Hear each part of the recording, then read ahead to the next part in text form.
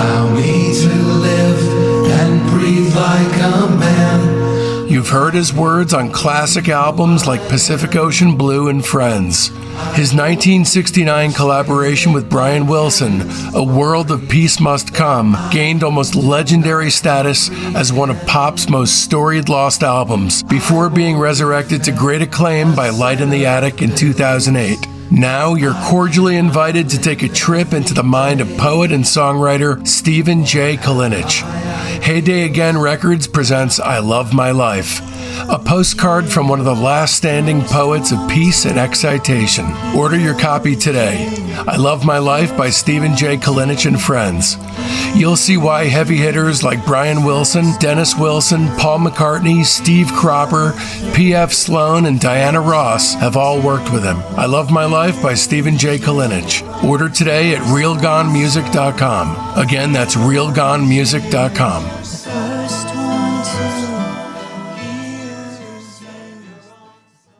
Let's talk about Technical Ecstasy. Is there anything good about this record? There's two songs, I think, that came out of it that I can play. I think the fire is noticeably dampened. Totally. It's no less It's excellent. a candle now when it used to be a fire pit. Exactly right. That's exactly right. Also, there's that cover, which is pretty inexplicable. Ozzy once described it as two robots screwing on an escalator. Yeah. It's a weird album. That's exactly how I see it. Yeah.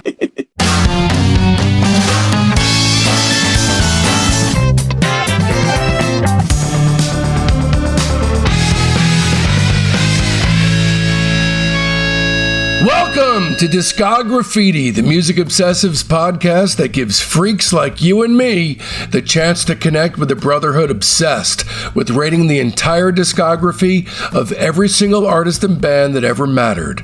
I'm your host, Dave Gebrow, and with 4 new episodes each week, you're going to gain a comprehensive knowledge of an act's history and output in the time it takes to listen to one album.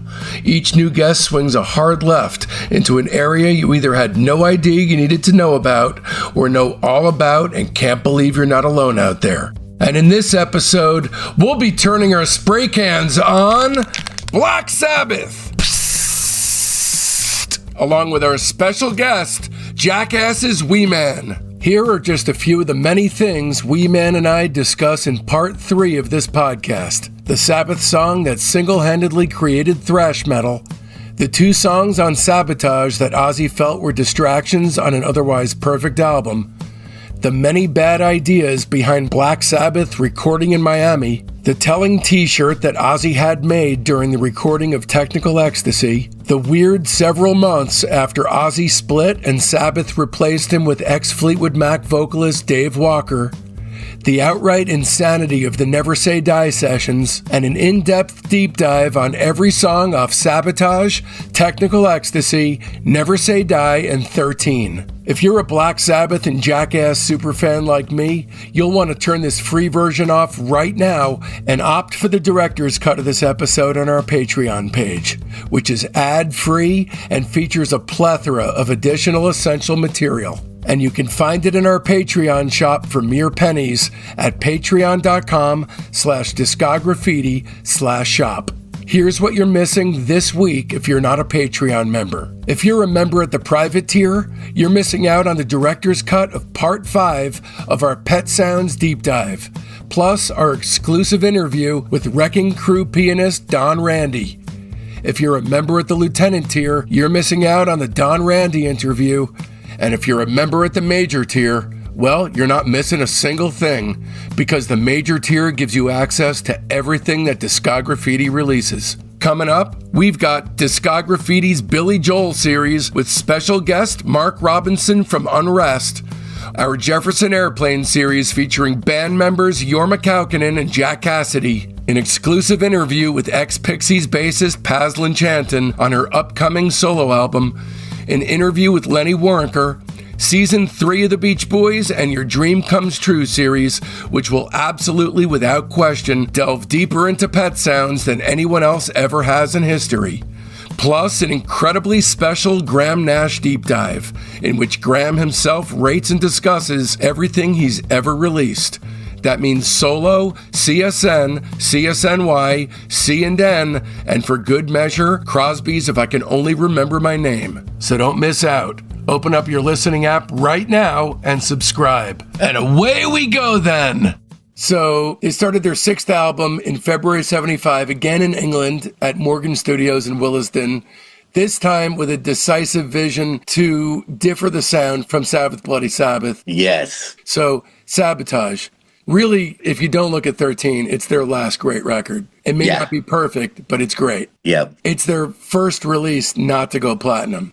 It went gold in the US, and it took the band to 1997 to go gold with this record.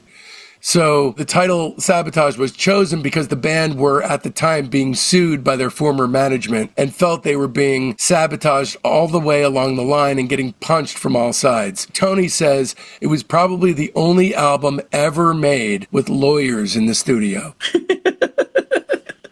That's pretty crazy. I love that quote. You know, Tony credits those legal troubles for the album's angry, heavier sound. Again, the silver lining. And then that album cover. What do you think about the album cover? I kind of like it, but it's kind of a Spinal Tap sort of thing. It totally is, because it's so funny that they're on the front looking, forward, and then it's the back, and it's like they're looking in a mirror or whatever on the front, and then you're like, oh, it's their butts on the back, It's like, all right. Yeah. Which, being kind of Spinal Tappy, is a good reference to it. Track 1, Hole in the Sky. I love it. It's a good song. There's a sleazy chug to it. Yeah. I really think is terrific. Yeah, it's good. It's a perfect opener, I think. And it's a metal song about pollution. Hole in the Sky. Yeah. Don't Start Too Late. Don't start too late. It was actually named for the tape operator, his name was David Harris. He would often tell them, don't start, too late, because he was never ready for them. So that's where that comes from. But again, just texture, although I do really like it. Symptom of the Universe, though, is something whole. I love Symptom of the Universe. Talk to me about that one, because this song alone probably gave birth to a whole subgenre by itself. Of course it did. It's a single itself. That's what the title should have been, is Symptom of the Universe. I love it. It's a good song. It's one of those ones, just like any of the others, that once it's playing, you feel it, and it just has a good vibe. I could be wrong. I don't think I am, though. I believe that the main riff to this song is the beginning to thrash metal. I believe that thrash metal is Symptom of the Universe. Yeah,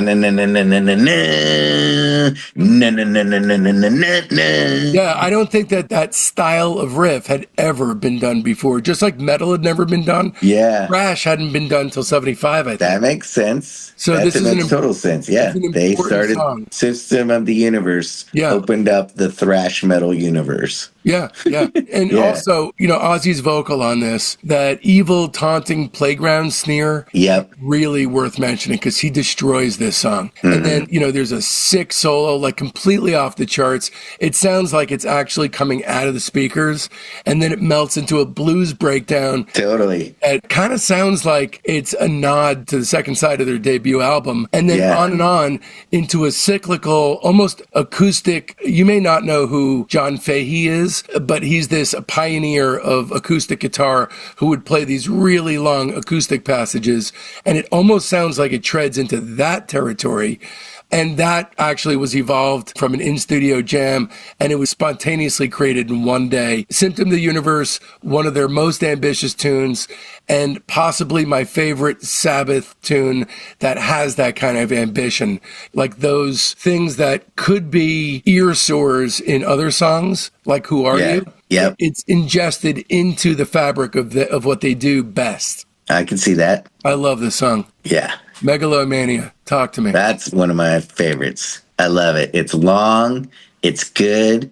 You don't get irritated by it. It starts off slow, and it just keeps going and going and going, and you're hooked. And I just love it. The whole riff's everything. Yeah. And it's a song about the whole lawyer shit that was going on behind the scenes. Oh, yeah. You can tell. Yeah, yeah. So is the Writ. Those two are both born from that. But it actually has a spookiness. Yeah. Almost like a haunted house kind of a vibe. Like something that you would play at a carnival in a haunted house. Aside from the last song on their first record, it's their longest song at 9:45, just short of the 10-minute mark. And then the interjections that always takes me out of whatever I'm doing, the Suck Me and Sting Me, which is weirder. I always did like that, though. And that makes more sense now that you say it was during the lawyer stuff. It's because like lawyers are just like leeches, just sucking everything out of you and stinging you and everything. Yeah, exactly. So now it makes even more sense. Yeah, yeah. And then that kind of blooming cloud of mellotron. Yeah. Almost at the end of the song, when it's like a couple of minutes toward the end, it sounds pretty goddamn melodramatic, the way that it rises up the tension. Yep. That's a key part of the song. And again, experimental, but it works so well. Yeah, then great we song. flip it and Thrill of It All. Thrill of It All. I go back and forth with Thrill of It All. Really? Wow. It's good. It's not. It's, to me, like. I love this one. You do? Yeah, I do. I love, especially about halfway through and that's my story and I'm sticking to it because I got no reason to lie. Yeah. That section, I understand why, because it's almost got like a pop metal kind of a thing to it. Yeah. I get why this is almost like Def Leppard territory in a sense. Yep. But I'm buying what they're selling. I'm not feeling like they're wandering off the path because it really hammers it right out of the gate and then it kind of takes a left turn. You're on the fence? It's a great song, but it's not like I'm like, oh my God, Thrill of It All, Yeah. I'm just like, okay. Well, the next song I think sucks. Super Czar. Yeah, same. It's like them playing at being hooded, satanic, Yeah. Playing at, I'm not buying it for a second. Yeah, stick to the original stuff. Yeah, exactly. I feel like the lawyers got involved on this one and said, you know what would really be good? Now we've really got to sell it. Yeah. That vocalizing choir thing, that chamber choir, that is just, it's pretty whack. As far as metal goes, that's like a major step in a whack direction. Yeah. And what happened was, that's the English chamber choir. They were brought in to perform on the song. And when Ozzy arrived at the studio and saw them, he literally thought he was in the wrong studio and he left. That's funny. That's awesome. That song pretty much blows. Yeah. What do you think about Am I Going Insane? Same. Obviously, this was a single, which is interesting because the parentheses at the end of the title is radio. But the word radio, a lot of people think it was added to the title so that it would be played on the radio. But it's actually, it's Cockney slang for mental. Got it. That's actually why it was used, apparently. I like it. Ozzy felt that this song and Super Czar were distractions on what would otherwise be a perfect album. But I don't think it's a bad song. I don't think it's a great song. I think just good enough to be recommendable. Got it. It's the only track from Sabotage that's on We Sold Our Soul for Rock and Roll. Their greatest hits, yep. It was released as a single. That's probably the only reason. They put it on, yeah. And then another absolute epic, The Writ. At 8 minutes and 45 seconds, talk to me about this lumbering behemoth. It's good. It is a, long song, whatever, but it wasn't a catcher for me, so. I think this is a masterpiece. All right. I think it's not mentioned half as much as it should be. At about 5 minutes in, when the harpsichords and what sounds like harps to me crash in and Ozzy starts ruminating, it gets me every time and pulls me back into the song. Ozzy wrote the lyrics to this one. And again, with the lawyers, are you Satan? Are you, man? Yeah, I never got hooked. Okay, my capsule review here. This time out, Sabbath incorporates its ambitious elements into a well-incorporated, folded-in set. This is a great album. Lots of synths and peripheral touches that fit in the framework organically, not a bunch of bells and whistles tossed in out of boredom. Sabotage has an orchestra. The drugs are on the downward swing, but somehow they're still able to connect the bat with the ball, which is downright impressive. If you've ever done tons of drugs, even over the expanse of one day, just imagine that times years. Under those conditions especially, this is a quasi-masterpiece with just a bit of wobble in its flight. Their last great album until their last album. I'll give this 4.5 stars. I'll give it 4.5 stars too, but my take on it is that a couple songs on it should have been on previous records, and then the rest should have just been left on the cutting room floor. So tell me what you would have done. If you could do anything you want to the record, how would you slice it up? I would have taken Megalomania and System of the Universe and put them out on any other album before that, and then not have recorded the rest. Just those two? Just those two. Wow. Wait a sec. Wait, so you could give it a lower rating. You certainly could. I mean, if you It only was like good. 2 songs on it, you It could was give it. good. No, I would give it because of where they were in their life, you know? Yeah. I feel like albums, even for any band, change because of where the band is in their lives. Yeah. And so songs are going to change too. And they're going to try different things and all that. You know, the band was in its point in time that's the way those songs came out. And that's what they put out. I And feel I'm not like going in to. your heart, I feel like it's a 3-star album for you. 3.5. Is that where you're going? 3.5? 3.5 full album. Okay. And those two songs I want to kidnap to put on better albums. That makes sense. A lot of people don't like Sabotage and think that Sabbath Bloody Sabbath is the end of the run. But for me, it tips over into this one. It tips over for me too because Megalomania is one of my favorite songs. So that's what I'm saying. Like one of my favorite songs got lost in this other mix where I wish I could have kidnapped it and put it on any other album. Well, at that point, they release a greatest hits record, which almost always, I should say, comes right before the band goes into the shitter. Yeah. The record company really called it because, after We Sold Our Soul for Rock and Roll came out, we enter phase 3, sliding into total fucking oblivion, 1976 to 79. Yeah. So, first of all, they make the first mistake by beginning work for their next album at Criteria Studios in Miami. That's not a good idea. If you're a metal band and you're into darkness and you're recording a What are you doing in Miami? Now the sun's shining 24 hours a day. Plus, you're going into the heart of the beast with cocaine. That is not a good idea. No. It's during the recording of this record, Ozzy admits he began losing interest in Black Sabbath, and he began to consider the possibility of working with other musicians. You can feel it. Recording of this was difficult, but then by the time the album was completed, Ozzy was admitted to Stafford County Asylum in Britain. Oh, wow. Yeah, this was not a good time for these guys. It came out September 25th, 1976, again on Vertigo Records. Again, they're trying to experiment and explore other musical territory, but the kinds of things that they're exploring are very ill-advised. Really not a good idea. No. So to give a little bit of context, punk is coming in fast. Okay, punk is in the room at this point. And suddenly Sabbath found themselves totally unsure of the direction they should go in and labeled as has-beens. It's the first time that bands are opening up for them and wiping the stage with them. Wow. So that's an issue because like Kiss is opening up for them, Van Halen's opening up for them, these hungry new bands, and Black Sabbath are now dinosaurs. That must be difficult, but also they're recording in Miami, and Tony explained that we recorded the album in Miami and nobody would take responsibility for the production. No one wanted to bring in an outside person for help, and no one wanted the whole band to produce it. So they left it all to me. So they would all be sunning themselves outside. He would be left in the studio. Yeah. Geezer said, it's not like now. If you're a heavy metal band, you put out a heavy metal album. Yeah. Back then, you had to at least try to be modern and keep up.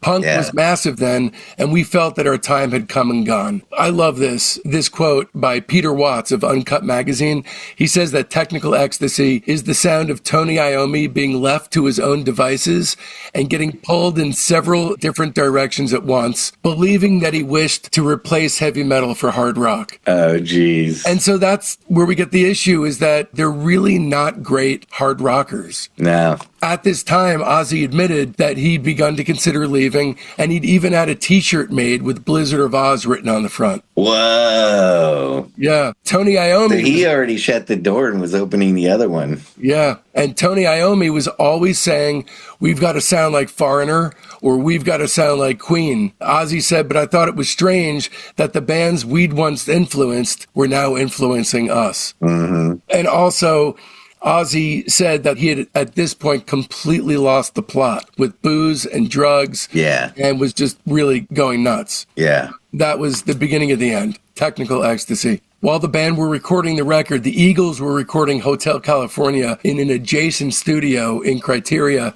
And Geezer said, before we could start recording, we had to scrape all the cocaine out of the mixing board. And I think they left about a pound of cocaine in the board. this is like the one good thing about Technical Ecstasy is that the Eagles were forced to stop recording a bunch of times because Sabbath were too loud and the sound was coming through the wall. That's funny. So one good thing came out of these sessions. Yeah. All right, so let's talk about Technical Ecstasy. Is there anything good about this record? Because I think there is. There's 2 songs I think that came out of it that I can play. And those 2 songs are You Won't Change Me and Dirty Women. Okay. Those 2 songs I can listen to. That's interesting because even the songs that we connect with, and I don't connect with many, I mean, I basically connect with 2. And by the way, there are people who really do like this record, which is interesting. Oh, I bet. Yeah, of course. Which is really interesting because I don't. That's why there's 31 different flavors at an ice cream shop. You know what I mean? But I can't picture anybody liking this. I mean, Never Say Die at least has some, to me, interesting stuff going on. I like Never Say Die a little better than this. But the songs I connect with, I think by far the best song on the record is Backstreet Kids. All right. I love Backstreet Kids. I think it's the one great song on the record. Okay. The only one. I think if it's judged on its own merits, it's actually a really good song. I think the fire is noticeably dampened. Totally. It's no less It's excellent. a candle now when it used to be a fire pit. Exactly right. That's exactly right. So Backstreet Kids, I actually come back to again and again. Okay. You Won't Change Me, to me, is the sound of way too much drugs. I think the melody is totally melodramatic. I just picked those just to say there's songs off the album. You know what I mean? Right, right. I would never put them on any other of their albums. So I mean, no, but do you love You Won't Change Me, or it's your favorite thing about this record? this record, Okay, okay. this is all I can take off of this record. Okay. So These you 2 don't. songs are it off of this record, but I wouldn't put them with any other record. Also, there's that cover, which is pretty inexplicable. Ozzy once described it as 2 robots screwing on an escalator. Yeah. It's a weird album great. cover. That's exactly how I see it. Yeah.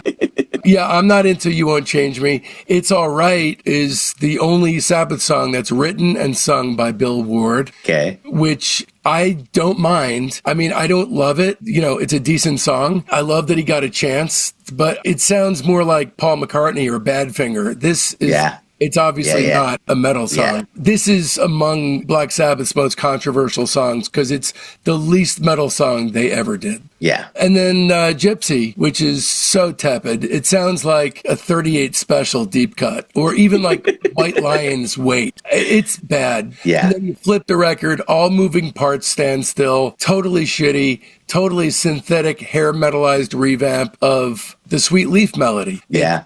Rock and Roll Doctor is like I can't really stand bad it. Kiss. I was going to say like Twisted Sister. Yeah, yeah, yeah. All right, here's the chorus lyric for Rock and Roll Doctor. Gotta see my rock and roll doctor. Gotta see my rock and roll doctor. Gotta see my rock and roll doctor. I gotta see him today. He's gonna blow me away. He should have just said, I got to see my drug dealer and he's going to have the blow for me. Yeah, exactly. Exactly. So bad. And then Yeah. She's Gone is a string-drenched ballad that really Yeah. is the opposite end of the barrel from Changes. It's as Yes. bad as Changes is good. Yes. And Dirty Women, which I can stand Dirty Women. Yeah, that's Dirty what I'm Women's a saying. decent song. It sounds like Rainbow Room style sleaze metal. Okay. And to me, it's the second best song on the record. Yeah. It's about the hookers they were seeing down in Florida. Yeah, of course it was. Yeah, yeah.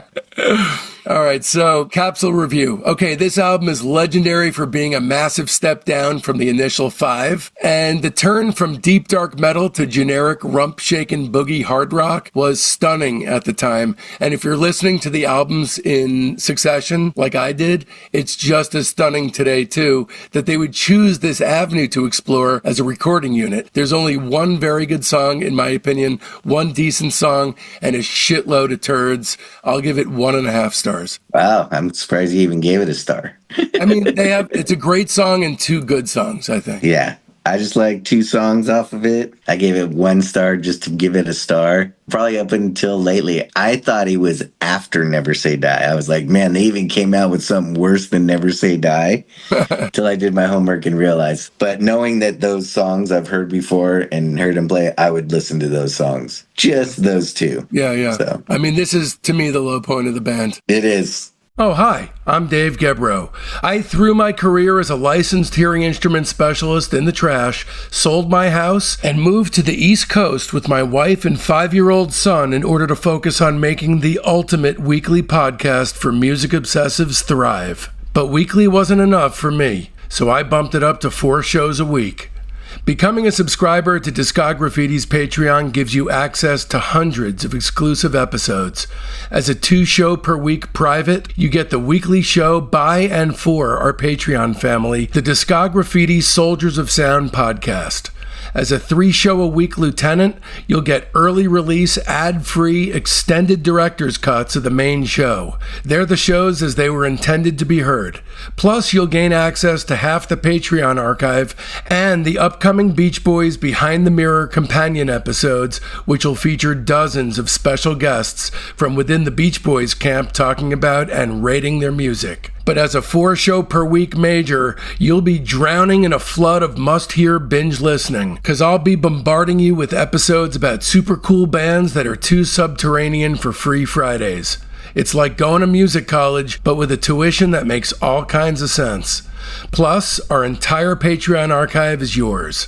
Discograffiti's Top 10, our Buried Treasure show, Rock Cousteau, our Slag Off show, Queasy Listening, and the Private Press with Paul Major. And all that for the price of only a cup of coffee a week. Times are tough, you say? Fret not, because there's a $1 tier. Or you could just join as a basic member and buy episodes piecemeal from our Patreon shop. Don't risk feeling badly about yourself by not giving. Check out patreon.com/discograffiti to find the tier that's right for you. Once again, that's patreon.com/discograffiti. This episode is brought to you in part by Bespoke LA. Located in the Fairfax district of Los Angeles, Bespoke LA is the modern podcaster's dream come true. It's got 2 podcast pods available, one with audio only and the other with both audio and video. Just think, you can start your own podcast tomorrow without investing a single penny in equipment. What, you don't have experience editing? Don't even sweat it. For an additional fee, Bespoke LA can edit your podcast. Or not, it's entirely up to you. Rates start at $75 an hour with discounts if you book 4 sessions at once. Go to bespokela.com/podcast. That's BSPOKELA.com/podcast for more information or to book your time today. And be sure to tell them that Dave sent you for a one-time 25% discount. I don't know if you know about this period, but Ozzy left the band and they had a different vocalist. Did you know about that? Yeah. Okay. So in late 77, while they were in rehearsal after Ozzy had come out of the asylum, Ozzy abruptly quit. And Tony called a vocalist named Dave Walker, a longtime friend of the band who'd previously been a member of Fleetwood Mac and Satellite Brown. Walker came in. At the time, he was fronting a band called Mistress. He flew to Birmingham from California in late 77 to write material and rehearse with Sabbath. On January 8th, 1978, Black Sabbath made their only live performance with Walker on vocals, playing an early version of the song Junior's Eyes on BBC. It was on a show called Look Here. Walker said that he wrote a lot of lyrics during his brief time in the band, but none of them were ever used. So if any recordings of this version of the band, other than the Look Here footage, still exist, Walker says he's not even aware of them. Wow. Ozzy initially set out to form a solo project featuring former Dirty Tricks members John Fraser Binney, Terry Horbury, and Andy Byrne. As the new band were in rehearsals in January 78, Ozzy had a change of heart and rejoined the band. 1978, Never Say Die. This is the last album of their first phase. It reached number 12 in the UK, which is amazing. In the US, it peaked at number 69. Even that's amazing. Despite the negative reception, Kim Thale, the Soundgarden guitarist, he said that Never Say Die is one of his favorite Black Sabbath records, which is amazing. Wow. So 3 days before they were due to go into the studio with Dave Walker, that's when Ozzy wanted to come back to the band. And what happened, and here's the problem with Never Say Die, no one wanted to talk about what happened. Ozzy just turned up in the studio one day. Bill was trying to act as peacemaker on the phone, and that was the end of it. But it was obvious that things had changed. The vibe was off, especially between Ozzy and Tony. And Yeah. everyone's heart was just kicked out of their chests. And Ozzy would not sing any of the stuff that they'd written with Dave Walker. Tony said, we went into the studio with basically no songs. One of those songs, Swinging the Chain, was sung by Bill Ward. Ozzy also declined to contribute vocals to Breakout, which stayed an instrumental. You know, honestly, when I was doing research, I was in deep on this record because the circumstances were so fucking crazy that I just kept doing more and more research, knowing I probably wasn't going to use a lot of it. Yeah. By the time we got here, we'd probably just want to get to 13. But it's interesting just to know that the studio that they recorded this in, not only recording, but writing and rehearsing, was a freezing cinema during the harsh Toronto winter. And then at night, they go record it. So they would write and rehearse a song in the morning and go record that song at night. Dang. That's how half-baked the record was. Yeah. It was like just being written. There was really no working on it because you couldn't get time to reflect on stuff. So Ozzy initially was talking up the new record and saying it's a combination of what we've all been through in the last 10 years. It's a very varied album. We started playing in blues clubs because British blues like John Mayall and early Fleetwood Mac was the thing at the time, and early 10 Years After style stuff. So it's part of that trip. Then there's the heavy thing and the rock thing.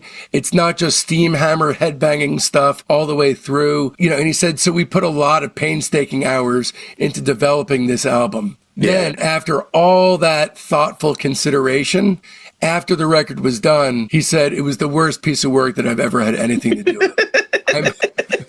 I'm ashamed of that album. He said it's disgusting. I'd go down to the studio and I'd heard what sounded like a jazz band playing. Is this really Black Sabbath? I'd just fuck off. Yeah. The band is dying. Let's talk about if you feel there's anything that makes the album worthwhile. No. Nothing at all? Not from my perspective of it. How about you? I would say, okay, side one, Never Say Die, totally generic. Not worth talking about. Johnny Blade, totally generic hard rock. Bullshit synth flourishes. All the songs. Awful. Yeah. Junior's Eyes, more bullshit. Just totally bullshit. And not only that, I can't tell one song from the other at this point. No, yeah, exactly. Now, here's the exception for me. To me, there's two great songs on this record. Hard Road is excellent, I think. I've always loved the song. To me, honestly, this would have been the way forward for them if they'd stayed in this template. Hard Road, to me, would have been a thunderous way forward. It's also, by the way, the first and last time Tony Iommi sings backing vocals. It's the second and last single from the record. I've always loved Hard Road. Did that song never hit you? Has that song never? No, the whole album never hit me. And then there's one more on the other side. Now, the second side, I started listening to it more and more just to be sure. Shockwave, I think it's halfway okay. It's not a great song, but I think it's a decent song.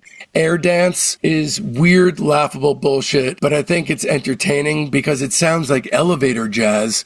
I honestly have no idea kind of how to feel about it, but it's so what the fuck that I got to hand it to him to even think of putting this on a Black Sabbath record. Over to You is the other great song on the record. It's amazing to me that they pulled off two, although, of course, I know you don't think so. I may have to go back and just sit and listen to it. Listen, it's because we've talked so much that I just need to hear. But as of now, zero. It's nothing more than a well-written pop song, I think. Yeah, it's okay. not a metal song. So you'd have to keep your mind open. But I can tell you that Over to You, I love. And Breakout, it's just nuts. If you play Breakout, for anyone that's unfamiliar with Sabbath, there's a 0% chance that they would guess who was the act responsible for it. Zero. Got it. And then Swinging the Chain. This one's about Ozzy. I don't know how, but over the course of me beating my head over and over on this record when I was on vacation, the record went from 1.5 stars to 2 3/4. That's what I give it, is 2 3/4. You give it a 0. Yeah. 0? 0. Wow. Okay. Here's my, I love it. I love it. So my capsule review, A Hard Road and Over to You are both certifiably great songs. Super curious to hear what you think about them when you finally listen to them. But they're pop songs. They're not canon style Black Sabbath songs. And a lot of the rest of the record has honestly grown on me a little over time. I'm kind of vaguely ashamed to say, because I know, look, Technical Ecstasy is bad, but Never Say Die is bad good to me. Some musical decision making on a what the fuck level that keeps my interest a hell of a lot more than its predecessor, especially side 2. From Air Dance on till the end of the record, it truly kept me guessing on where it's coming from and where the hell it's going. Yeah. It is not an album I would necessarily recommend, but it's also not as bad as people say, I think, because there's just some batshit crazy material on it. And they're at least going out, having a bit of fun, bitch slapping their image all over the place before they implode. Yeah. It's fair to say this is a horribly scattered and unfocused record that sounds like absolute shit. On the plus side, though, somehow that gives it an interesting and unique vibe in their canon of material, 2 3/4 stars. I love the 0. All right, so what happened was they were touring in support of Never Say Die with Van Halen, and Van Halen was wiping the fucking stage with them. The final show of the tour was Ozzy's last appearance with the band until later reunions. That was in Albuquerque, New Mexico on December 11th, 1978. After the tour, Sabbath returned to LA. They again rented a house in Bel Air where they spent nearly a year working on new material for their next album. Did you know this? Nope. I didn't know it either. The whole band was going crazy with drugs and alcohol, but Tony says that Ozzy was on a totally different level altogether. The band would come in with new song ideas, but Ozzy showed no interest and would refuse to sing them. Pressure from the record label and frustrations with Ozzy's lack of input came to a head, and Tony made the decision to fire Ozzy in 1979. He said Ozzy had come to an end. We were doing a lot of drugs, a lot of coke, a lot of everything. And Ozzy was getting drunk so much at that time. We were supposed to be rehearsing and nothing was happening. It was like, rehearse today? Nah, we'll do it tomorrow. It really got so bad that we didn't do anything. It just fizzled out. Bill was the one who was sent to break the news to Ozzy on April 27th, 1979. We're just going to touch on the 1998 Reunion album. So Reunion has 2 new songs. One of them is the original 4, and it's the last song by the original 4. Yeah. Psycho Man is the last song with Bill on it. Psycho Man, I think, is a fucking masterpiece. It's a good one. I can't believe, I'm just so happy that at least he's on that one, because Selling My Soul is without Bill Ward. That's a drum machine. Mm-hmm. So Psycho Man, I'll give 5 stars to. Selling My Soul, I'll give 2.5 stars. I'll agree with you. Yeah? Yeah, those 2 we can agree. All right, cool. Yeah, Psycho Man, if you haven't heard it, it's not just a footnote. It's a really great song for them to have gone out on. Yeah. It makes me sad to think about that. That's it. That is absolutely it forever.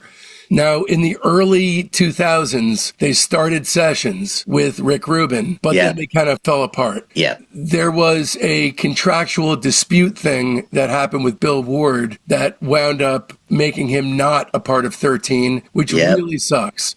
And that's the point at which I met Bill, was around that time. Okay. And we talked on the phone about that. And it's a bummer that happened, because there's no redo on that. Did he tell you it was contractual, or did he mention at all that age may have been a point? Just contractual. Yeah. That's what he said. I know. So in his point, it's that. And I've heard from the other guys from different things that it was Bill was older and his timing was beginning to be a little off. Interesting. Okay.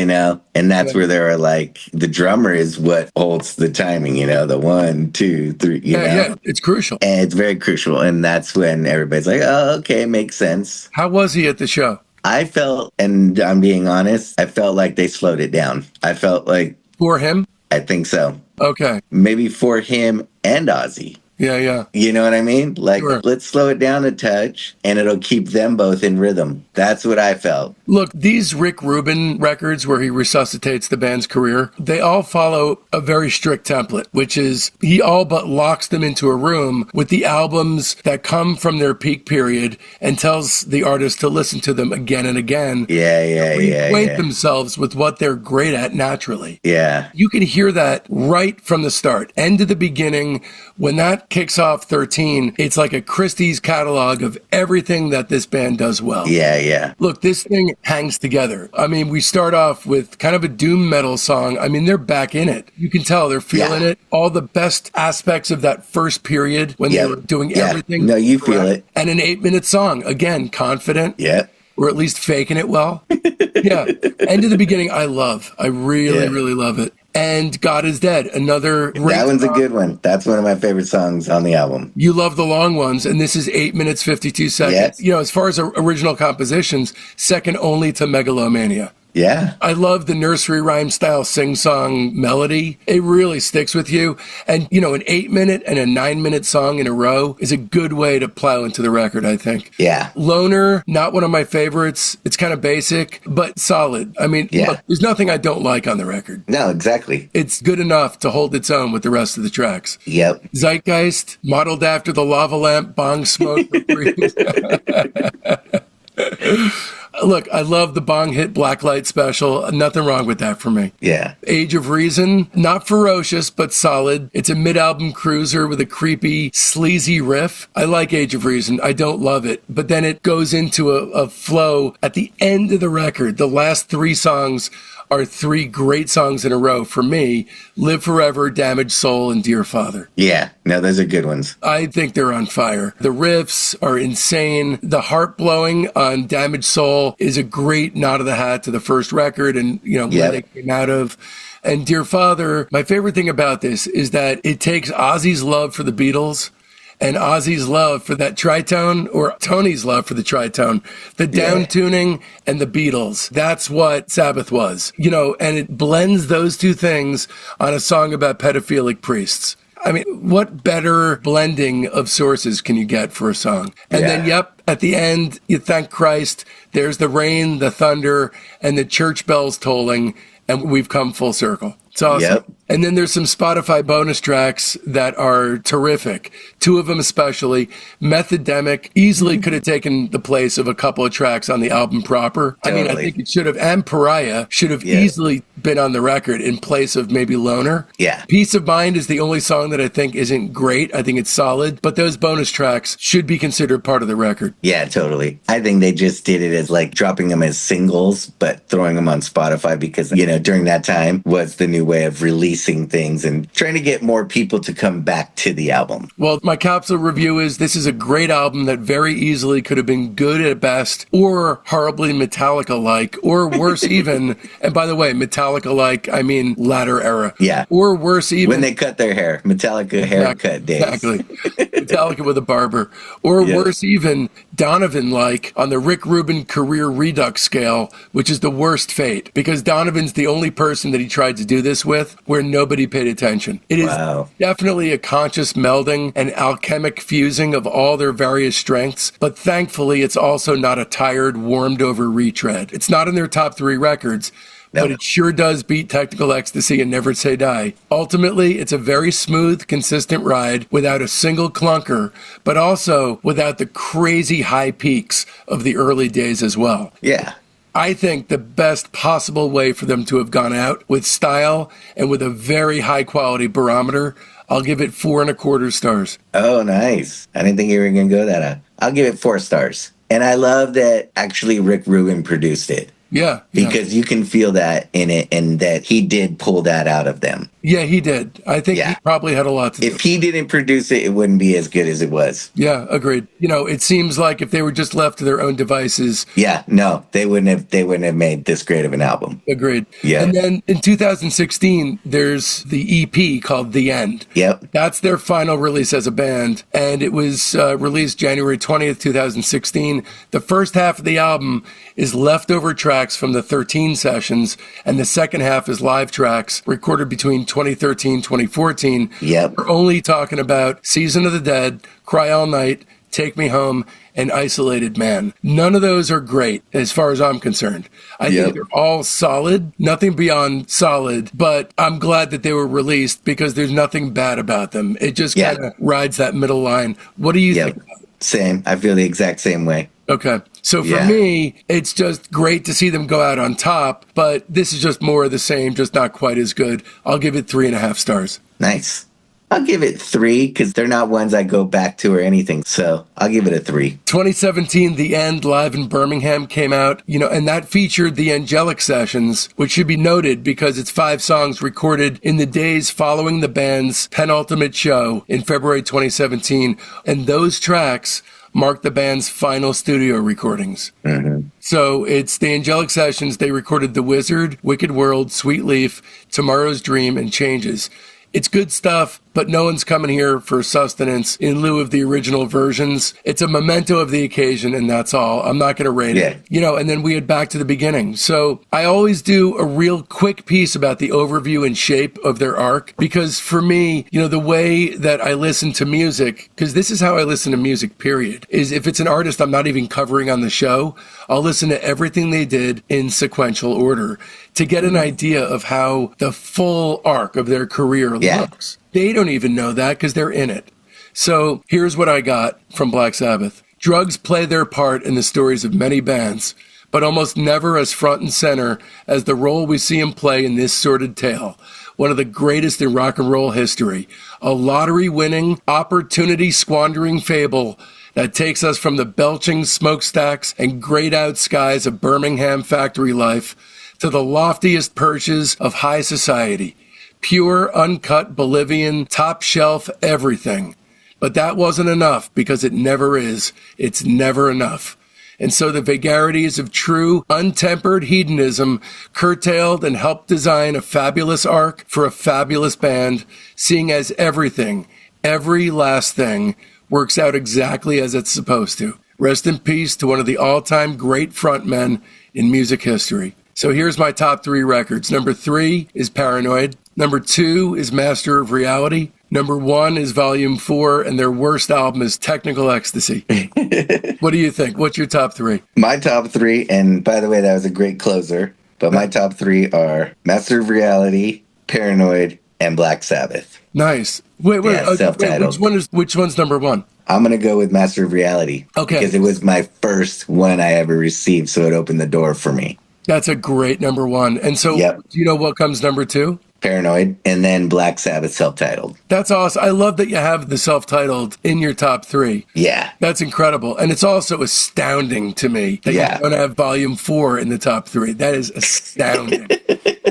To me, I live and die by that. But my top 5, I don't put in any order. Right. So there you go. Well, look, this has been 3.5 hours now. Is there anything in the future with Jackass, or is that temporary? Nothing at the moment. At the moment, like 0. I just want you to know I've seen every single one in the theater. That was nice. In the theater, yeah. Good. Yeah. Hell yeah. And, it's funny. The day after Mason met you, I showed him a bunch of clips of you doing Jackass stuff. Yep. And he really couldn't believe his eyes, because you are such a nice guy and such a sweetheart. You were a genuinely nice human being. We're family. I mean, Jose. Jose, yeah. He's one of your best friends, and Jose is Maddie's dad. I've been close to him ever since Jen and I became a couple. So I've always considered him a family member, and I love the guy. But what I'm trying to convey to you is, while some of the guys involved with Jackass have total lunacy baked into their DNA, that's a part of what you do. Yeah. And I really love that about you. Awesome. Yeah. Thank you. I appreciate that. Billy Barty would be very fucking proud. Yeah, he would. He would. Yeah. So he's looking down at me going, all right, attaboy. All right, man. Thanks, Dave. Thank you. And say hello to Mason again for me. All right. That about does it. Stay tuned, because next week we've got part 5 of our Pet Sounds deep dive. Okay, here's the week up ahead. This Sunday, our weekly show within a show, the Discograffiti Soldiers of Sound podcast, drops for our Patreon's private tier. These are real people with talent and a burning fire deep inside, just like you and I. Then come Monday, the major tier gets a very special treat. Monday's bonus episode is another Chuck Chat from the Chuck Granata Pet Sounds interview series, this one with Don Randy, Brian Wilson's beloved Wrecking Crew pianist, not to mention Nancy Sinatra's too. Chances are, if you've fallen in love with the piano work in a song from the 60s or 70s, it's Don. Good Vibrations, ABC, He's a Rebel, It's My Party, A Little Less Conversation, You've Lost That Lovin' Feelin', Something Stupid, I Got You Babe, Different Drum, the list goes on and on. Don is nothing short of a national treasure. There will be a very short sneak peek running publicly for free on Monday morning, but the entirety of the show will only be accessible on the major tier of our Patreon. Don't miss it, or you'll only be getting part of the story. And then on Wednesday, the Lieutenant tier gets their early release, ad-free, super extended director's cut of Part 5 of the Pet Sounds Deep Dive. It's the episode as it was truly intended to be heard, with all the essentials left intact. And then come Friday, everyone else gets to join in on the action. A heartfelt Discograffiti thanks goes out to my beautiful wife and son, Jen and Mason, Jason Weeman Acuna, Richard Holland, Rudy Fishman, Becky Boyd, Bespoke LA, my mom, my dad, my incredibly loyal fans, and especially the entire Patreon community, the Soldiers of Sound. I love every last one of you, and this show would not exist without you, my friends. Speaking of friends, it's high time for some new ones. They're in our Facebook group, Discograffiti Soldiers of Sound. That's the best way to find out what's coming up on the show, but there's a hell of a lot more. You get recaps of the day in music history, the ability to pitch questions to guests, polls that put you in the driver's seat on guest and band decisions, access to a thriving creative hub if you're looking for a collaborator, and much, much more. So don't miss out. You can find the link to the Discograffiti Soldiers of Sound Facebook page right there in the show notes. And if you don't mess with the Zuck, no sweat. Just email me at info@discograffiti.com and I'll keep you in the loop. So now that it's done and you want more, another way to dive even deeper into face-melting hard rock and metal is to leap headfirst into Tom Morello Rates the MC5, that's episode 177, Mike Watt Rating the Minutemen, that's 124 to 126, Testament's Alex Skolnick, that's 122 to 123, Mogwai's Stuart Braithwaite rates Joy Division, that's 203 and 204. No Age's Randy Randall on the Jesus Lizard, that's 70 and 71. Jim Florentine on the entirety of the Black Sabbath catalog, that's 64 to 68. Bob Nastanovich rates the Pavement catalog, that's 49 to 58. The Pixies, that's 18. Nirvana is episode 30. PJ Harvey is episode 12. Bob Mayer rates The Replacements, that's 28 and 29. Bully's Alicia Bagnano is 96 and 97. And Van Halen is episode 9. And of course, be sure to mark your calendars, because next Friday, October 3rd, we're coming at you with part 5 of our Pet Sounds Deep Dive. Trust me, you're not going to want to miss it. And so, from now till then, don't let our youth go to waste, lads and ladies. It's Discograffiti!